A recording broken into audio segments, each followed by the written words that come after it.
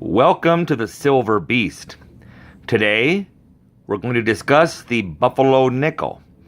This series ran from 1913 to 1938. This coin has several different features about it. Number one being that there was two different kind of varieties, two different styles. The first variety known as 1, was 1913 only. And that variety had a mound underneath the buffalo, but it wasn't that straight line there. And they decided they wanted to change that a year into it. So that coin obviously looks a little bit different. These coins are known as Type 2 from 1914 to 1938. You see the line underneath the buffalo there. The mint mark on these coins is right under the 5 cents on the reverse. You can see a D over there on the far left coin. These coins were made in Philadelphia, San Francisco, and Denver mints. Now, these coins tend to have a lot of wear in the early years. Many coins from the 1913 era up to about the lower to mid-20s have dates that are hard to read because it's raised up, and that got wore off fairly quickly.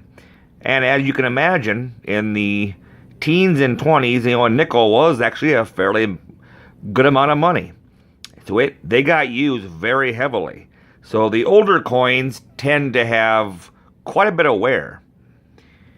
Now, there are a few rarities in these series.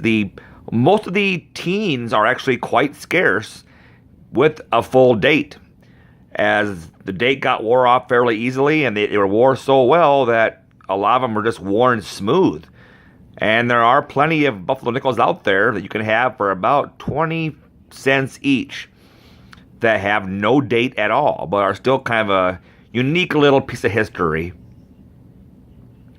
So any of the teens of this coin are going to be scarce, especially in very great condition. Like if they're very fine to extra fine condition, as you can see on over the left side there, the buffalo has some detail in the hair behind the head, and you can see a partial horn there, and the eye is prominent. You can see that there's a little bit of design there, but many of the coins are wore down really smooth.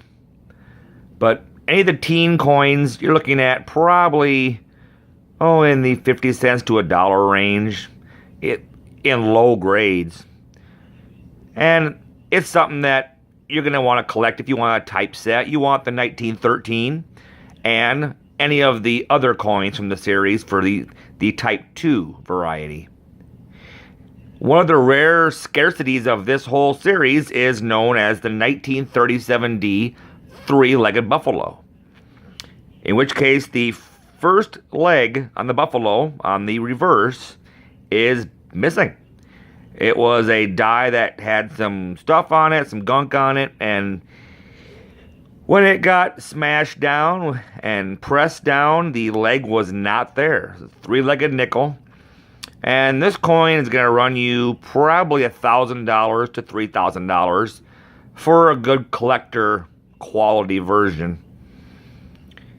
The 1930s of this series generally have full dates. They weren't circulated as much.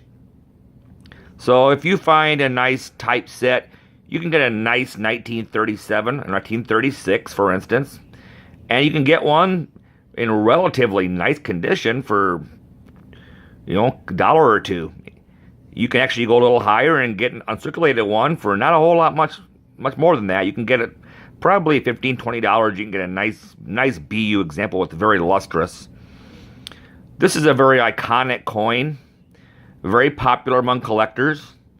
This is something I would suggest that if you wanted to start off collecting coins, would be a nice early set, because the 1937D with 3 legs really doesn't necessarily have to be in the set.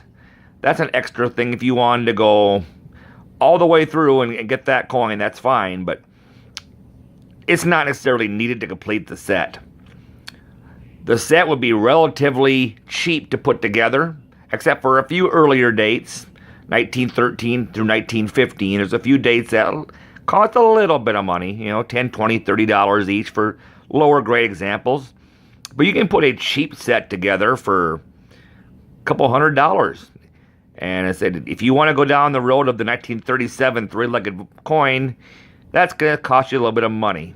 If you want a high-end set of these coins, it's going to be extremely expensive, as the early dates get quite spendy.